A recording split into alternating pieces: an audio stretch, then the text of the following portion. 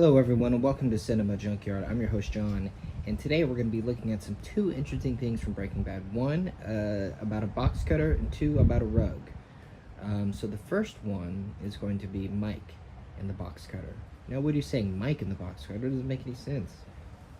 He'll break out his gimp ass on his box cutter, is what Jesse said about Hank. When they were talking about Hank, figuring out about Gus. Anyway.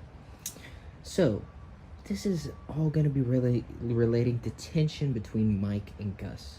Now, in Season 4, Episode 4 or 5, Mike is in Gus's office, and they focus in on a box cutter sitting in one of Gus's pencil cups.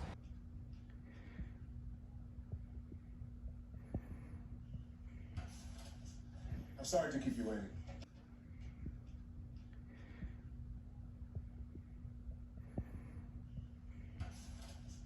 I'm sorry to keep you waiting. And then they focus on the mic, and Mike's all looking like... He's looking all like that. And he's like kind of thinking about how a few episodes before, Victor, his co-worker, was slit throat by Gus. If that makes sense English-wise. Anyway. So yeah. I just find that interesting that Vince Gilligan decided to focus in on that box cutter and then focus on the mic. And it relates to tension between Mike and Gus. And there's this scene in Better Call Saul that also relates to tension between Mike and Gus, where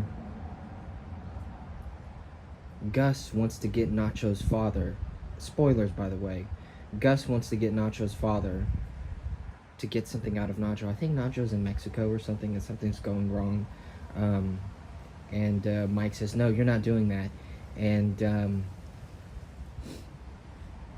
Tyrus pulls out a gun on Mike. And so you don't really see that too often, tension between Mike and Gus. You mostly think that Mike and Gus are buddy-buddy and they're going along with their meth empire. But no, there is some tension between Mike and Gus. I find that interesting. Focusing in on the box cutter and then focusing in on Mike looking at the box cutter. Looking all, you know, it just shows that maybe they're not as tight as we thought they were. And Gus is kind of more like a psychotic monster controlling all his henchmen. And Mike isn't so favored or safe as he thought he was. Even though Mike punched Walt for saying that to him, you know, when Walt said, Mike, I can't be the only one thinking that you're not safe. And then he punched him in that bar. So here's the second thing that we're going to be going over. And I think it's quick. It's not too anything, but it's about Ted Benekes and how Skyler will only cook Benekes' books and she won't fucking launder Walter's money. Anyway, there's this scene in Season 4. It's late Season 4. And remember how Ted tripped over the rug and became a paraplegic?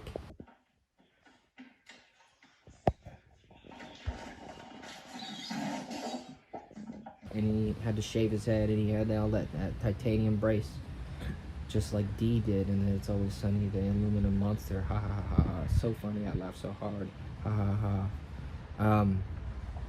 Yeah, if you're that big of a Sunny fan, you'll get that reference. And so, there's the scene where, before he becomes a paraplegic, Skyler goes to Ted's house. He pay him the money so he can pay the IRS, and then he trips over. He doesn't trip over the rug. He just, his feet goes over the rug, and it's like, whoa, the rug moves, and then he goes to the door, and Skyler's there.